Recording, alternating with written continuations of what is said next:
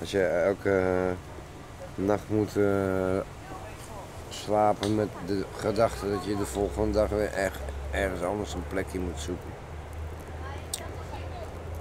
Om gewoon maar met rust gelaten te worden. Ja, daar wordt niet altijd even makkelijker van, weet je. Je sjoggen ze somtieren in de stad, als je fietsen of kuieren. Tintjes op nuvere plakken.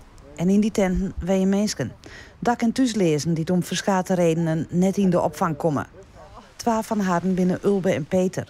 We treffen haren in de Potmargen in Ljouwert. Daar hebben ze haar tenten opslaan. Maar ze moeten er waai van handhaving. Waar hinnen? En hoe komen ze eer uit deze situatie waai? Dit is die tent. Ja, dit is mijn tent. Mijn huisje. Nou, omdat ik niet in de nachtopvang terecht kan als ik te veel alcohol heb gedronken.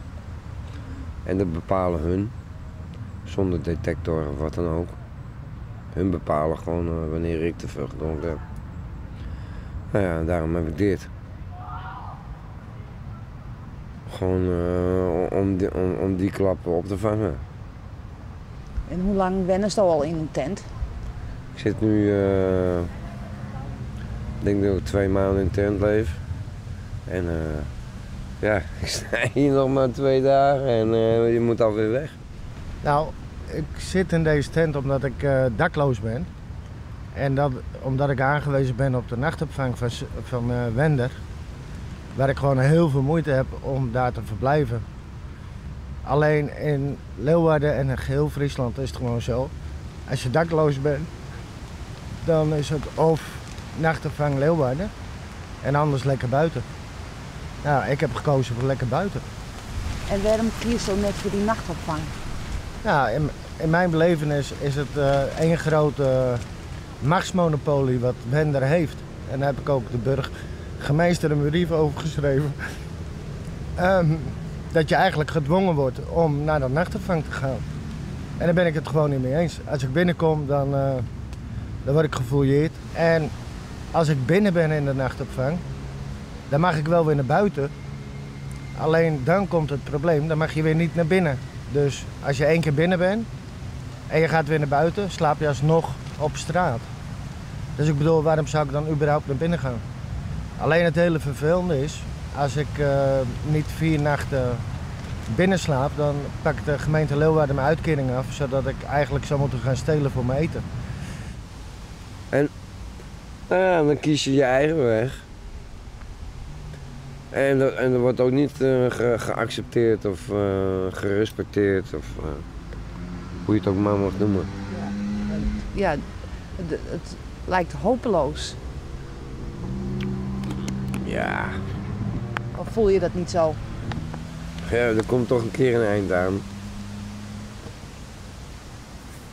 Gewoon, dat kan toch niet altijd door zo gaan.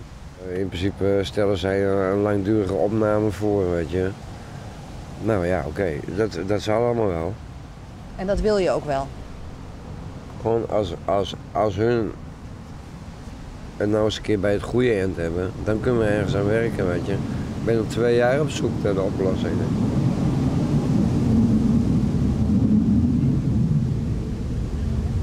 Onderzoek je hier, onderzoek je daar.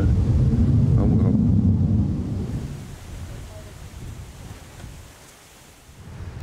Ik zou willen dat de machtsmonopolie van Wender, dat die verbroken wordt. En ik zou willen dat er meerdere opvangplaatsen komen voor mensen. Omdat in mijn belevenis Wender alles draait om drugs. Als je drugs gebruikt, dan in elk huis van hun zit wel een dealer. Hè? En dat zullen ze waarschijnlijk ontkennen, maar dat is, de jongens op de straat weten dat ik de waarheid spreek.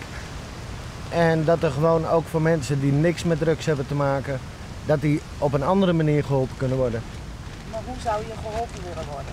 Ten eerste met een normale fatsoenlijke opvang, waar ik niet de hele dag maar hoef te wachten voordat ik naar buiten moet, voordat ik weer naar binnen kan. Gewoon een opvang waar je kan slapen, maar 24 uur per dag bereikbaar. Als het zometeen gaat vriezen, wat moeten mensen gaan doen? Mensen komen nergens aan toe. Ze zijn alleen maar bezig om de straat op te gaan, 's morgens. Dan zijn ze bezig, waar kan ik de hele dag verblijven? En dan, hoe laat kan ik weer naar binnen? Die mensen die krijgen niet eens de kans om iets op te bouwen. De meeste mensen die ik bij Wender heb gezien, en ik heb in 2018 daar ook nog een jaar gezeten, die komen binnen met werk. De meesten zijn het binnen een week kwijt. Maar vaak binnen 3 weken heeft niemand meer werk. Want het hele systeem maakt het eigenlijk onmogelijk om vooruit te gaan. Wat zou je oproep zijn aan de politiek? Hou eens een keer op met rekenen in centjes. En ga eens een keer rekenen in mensen. Dat levert uiteindelijk veel meer op.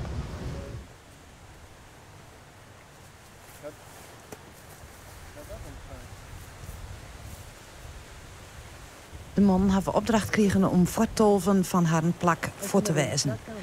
Ze wacht op handhaving, maar die komt net. Maar hoe voelt dit nou? Uitdagend.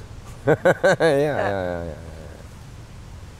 Maar is het spannend? Ja, wel, tuurlijk, want je gaat de grens opzoeken op een gegeven moment, hè. Van het toelaatbare. Gewoon, en ik vind gewoon dat ze dit toe moeten staan, weet je. Peter, wat doe je nou? Ik ga even de stad in, ik ga kijken bij de tuinen. En ik ga gewoon genieten van mijn dag. En dan zie ik wel wat er overblijft hier. Ja. Die tentje stiet je nog, die list je wel steen. Ja. Ik bedoel, niemand neemt toch zijn huis mee de stad in?